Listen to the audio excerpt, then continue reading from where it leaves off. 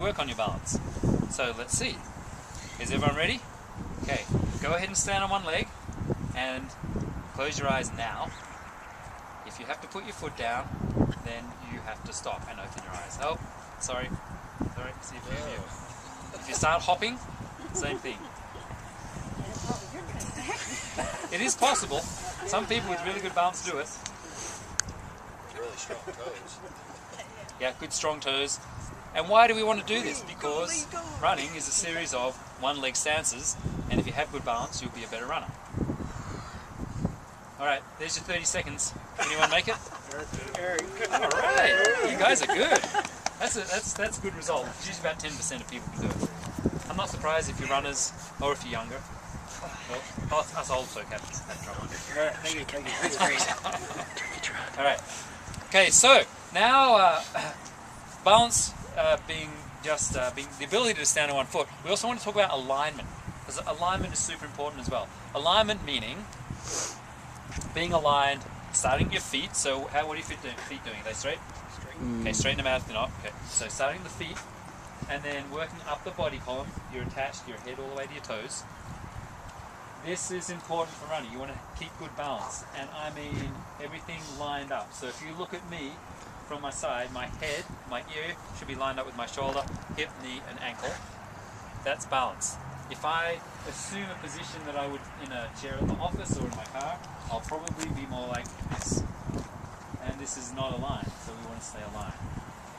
Everyone go ahead and stand now. Go ahead and put your hand on your chest and your hand on your thumb in your belly button, and then hand on your abdomen. Kind of lift yourself apart.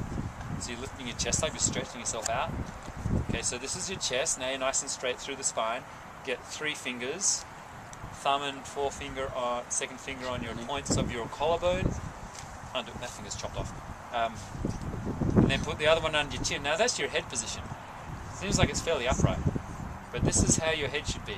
Now if your head's up, that's a little bit too far. Maybe you've got long fingers. So basically, you should be able to look straight to the horizon without shifting your eyes. Now, in an actual running stance, you tend to lean forward a bit, so you actually look about 20 to 30 feet in front of you when you start running, and then just scan with your eyes. What you don't want to do is drop this 8-pound weight or bring it all the way back.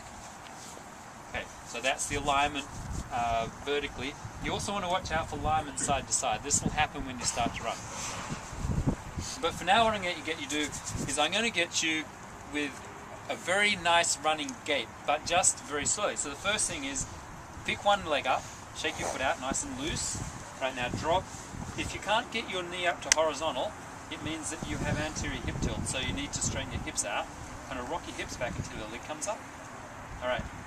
Which means if your leg is dropped, and that's as far as you can get it, you probably have weak transverse abdominals, so you're going to have to work on your core strength. Okay, so now with that foot nice and relaxed, drop your knee until your foot comes down. Your toes will probably touch first and then your heel. Okay, then load your heel. Okay, now this is what your foot should be doing. Now just go ahead and do that a couple of times. So your leg comes down, your foot comes down, then your heel comes down. Forefoot then heel, forefoot then heel, okay? Now if you go ahead and march, same thing, do with both feet. Make sure your foot is nice and relaxed. You're not lifting your toes at all, you're just allowing your feet to come down first on the ball of the foot and then the heel. Alright, now we want to turn that into a slow jog in place. Same thing, right? Everyone's doing it. Now make sure you move your arms side to side, so you opposite arm, opposite leg. Now if you start leaning toward me, and you'll start to run very slowly. Alright, now everyone has a beautiful running gait. What are your feet doing? They're pointing out? Well, they're going straight. So if they're pointing out, try and straighten them out again. Alright. And this is an overemphasis, so watch out, there are little stones here. I just ran across one. Any drill is to overemphasize a good gait. So overemphasis means just exaggerate a little bit more. So we're going to call this the high knee drill. Lifting your knees up high, bring your heel up to your butt. Okay, good. Now keep going, now go a little faster. Now this is a good running gait. I see everyone running beautifully. What happens if you stand up straight again? You're going to stop? Okay, good. What happens if you lean backward when you go? You should go backward. So where you lean is where you go. Which means, if you're running in place completely neutral, you go nowhere. As you lean forward, you start to move forward. If you lean back, you go back. Of course, if you lean to the side, it's like you're turning a corner, right?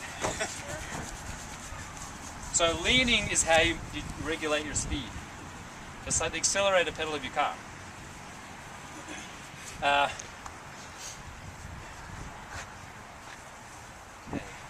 This is where things get tricky. Reason is that a lot of us have developed habits over a long length of time, and we have deep